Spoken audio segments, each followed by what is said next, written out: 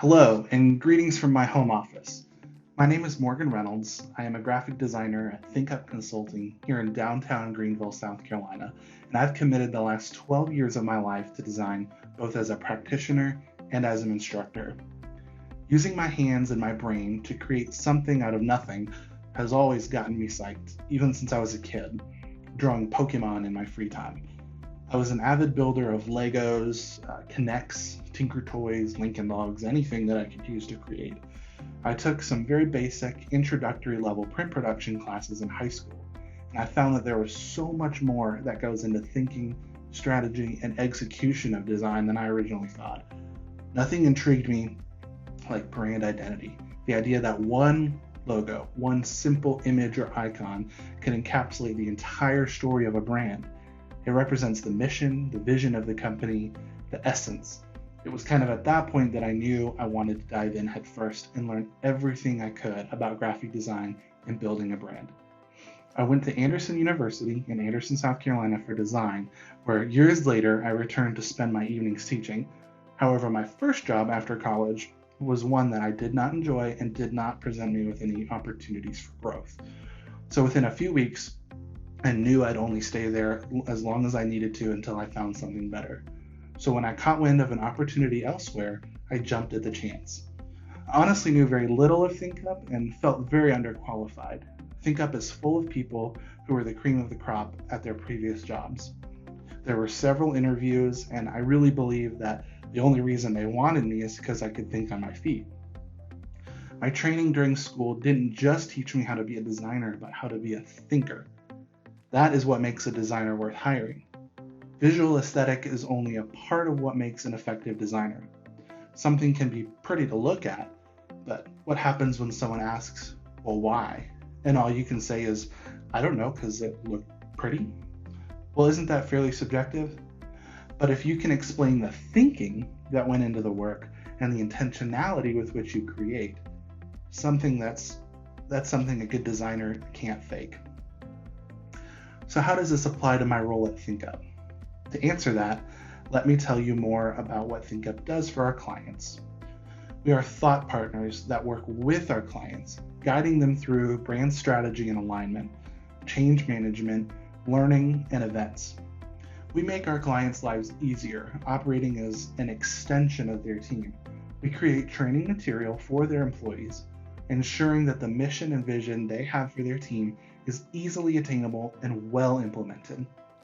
So my role as a designer is to work alongside our consulting team to create visual solutions for our clients' concerns that give them the results that they're looking for.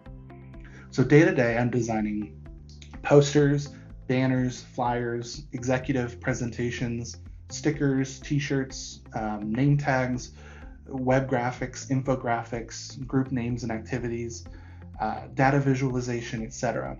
One of the most exciting parts of my role as a designer is being presented with a visual problem and getting to create and offer back a solution. This isn't always easy. This requires some focused thinking and the ability to think outside of the box to offer something that's fresh and worth engaging with. Also remember, you're not doing this on your own. A designer's biggest weakness is working in a silo. Ask other designers for feedback, brainstorm together, come up with a list of 100 possible solutions, and narrow it down from there. Don't just assume that your first solution is the solution. Don't be afraid to let other smart, creative people come and break your idea, because that just puts you one step closer to a brilliant solution. The design team at ThinkUp works together on nearly every project. If I ever feel stuck, I'm setting up a meeting with my team to talk through it. And I think that having such a fantastic team is the best part of my job. I'm never alone, and I cannot fail as long as I intentionally surround myself with a team that I trust. Not to mention, they make going to work every day a total blast. Sure, we've been through some rough projects together, but we also know how to have a really good time while we're at it. Lastly, I wanted to offer 5 of my most important pieces of advice to those of you beginning a new career. Number 1, don't fear failure. Our culture is one of perfection.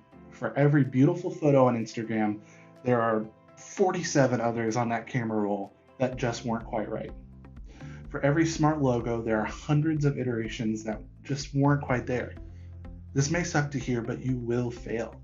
But don't fear failure. When it happens, get back up, write down your lessons learned, talk with others who are more experienced than yourself, and create something even stronger. Number 2, remain flexible. Just because you major in one thing in college does not mean that is all you can do for the rest of your life. Think about it like a strong kickstart in the right direction. If you're doing the same thing 10 years after college that you were doing on day 1, ask yourself how you're growing. Never feel like because you've only done one thing your whole life that you've bottled yourself into that. Every job will bring new experience and new passions that will serve as stepping stones to the next job. Number 3, do what you love.